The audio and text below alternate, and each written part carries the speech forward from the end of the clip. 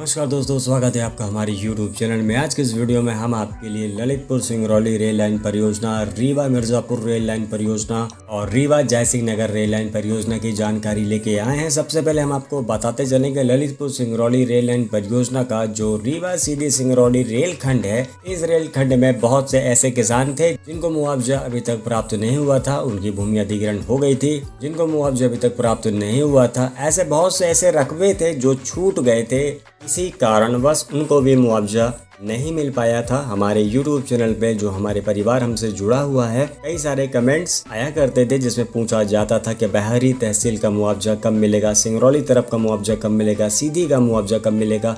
ऐसे कई सारे क्वेश्चंस आया करते थे। बगवार का कब मिलेगा, तेंदुआ का कब मिलेगा, तो कई सारे प्रश्न आप सभी के आया करते थे।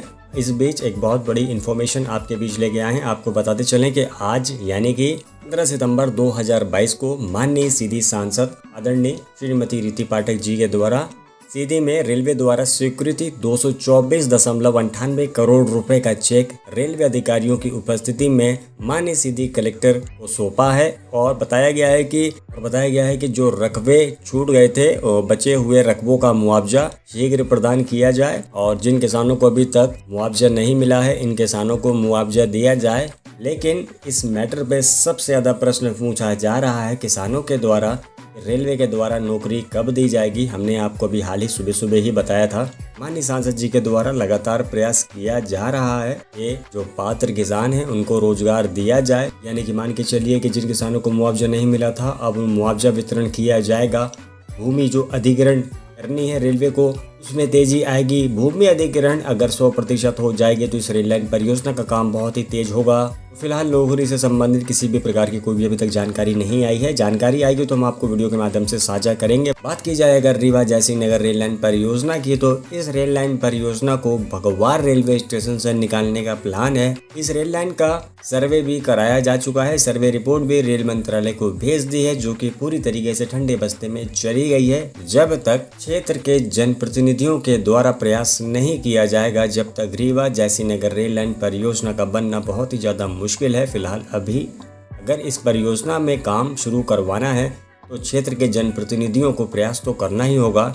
जैसे ललितपुर सिंगरौली रेल परियोजना में सीधी सांसद आदरणीय रीति पाठक जी के द्वारा प्रयास किया गया, इसी वजह से ये रेल लाइन परियोजना बन रही है। अगर रीवा जयसिंह नगर रेल लाइन परियोजना को बनवाना है तो क्षेत्र के जनप्रतिनिधियों के द्वारा प्रयास करना होगा। यानी कि शहडोल के जो जनप्रतिनिधि हैं उनको प्रयास करना होगा इस ओर, ताकि इस रेल लाइन परियोजना को भी जल्दी बनाया जा सके, क्योंकि ये बहुत ही महत्वपूर्ण परियोजना है।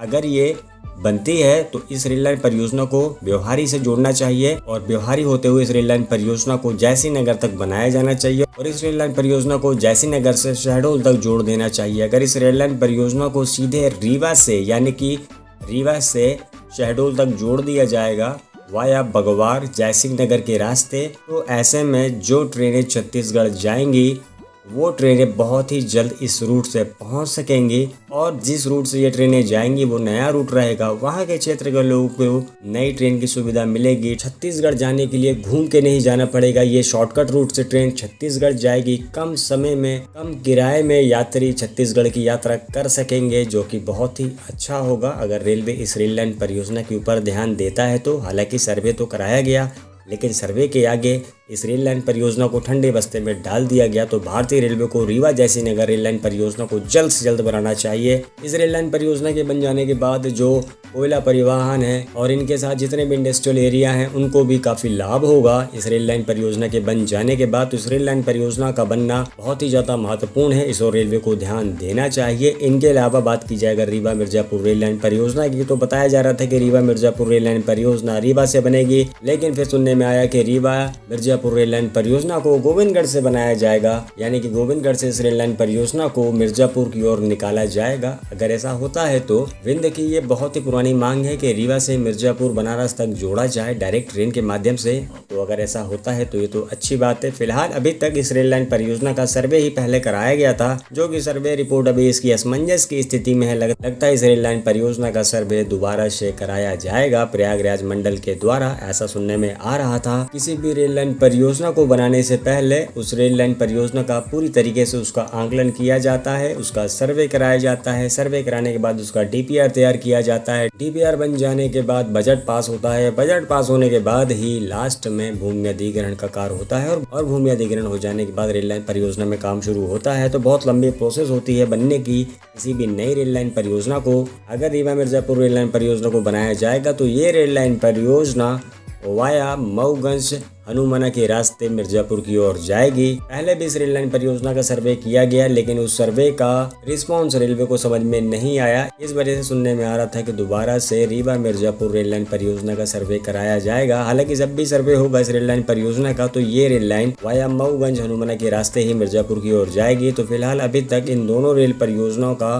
किसी भी प्रकार का कोई भी मन नहीं है रेलवे का कि इन दोनों रेल लाइन परियोजना को वो अभी बनाएं, और न ही इन दोनों रेल लाइन परियोजना को बजट दिया गया है और न ही आगे कब बनाया जाएगा और कब बजट दिया जाएगा इस बारे में भी रेलवे ने इस ओर नहीं सोचा है। तो जैसे कि हमने आपको बताया रीवा मिर्जापुर रेल लाइन परियोजना के बारे में और रीवा जयसिंह नगर रेल लाइन परियोजना के बारे में, तो ये दोनों रेल लाइन परियोजना बहुत ही महत्वपूर्ण है। इन दोनों रेल लाइन परियोजना के बन जाने से बहुत फायदा होगा। रीवा मिर्जापुर रेल लाइन परियोजना में मिर्जापुर आने जाने के लिए बहुत फायदा होगा। बनारस की कनेक्टिविटी डायरेक्ट मिल जाएगी, डायरेक्ट ट्रेन चला करेंगे बनारस की।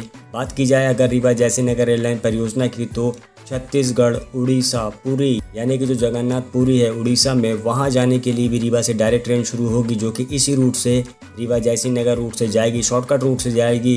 यानी कि ये रीवा से पुरी जाने में ट्रेन को बहुत कम समय लगेगा। अभी ये ट्रेन जो जाती है पुरी की ओर, जो कि कटनी मुड़वारा से मिलती है, सतना से भी कोई ट्रेन नहीं मिलती है पुरी के लिए, तो ये सभी ट्रेनें काफ़ी लंबा समय लगाती हैं, काफ़ी घूम के जाती हैं। अगर ये रीवा जयसिंह नगर रेल लाइन परियोजना बनती है तो पुरी जाने के लिए, उड़ीसा जाने के लिए, छत्तीसगढ़ जाने के लिए ट्रेन बहुत ही शॉर्टकट रूट से जाएगी। यात्रियों का समय बचेगा, यात्रियों को किराया भी कम लगेगा, रेलवे के राजस्व में भी वृद्धि होगी।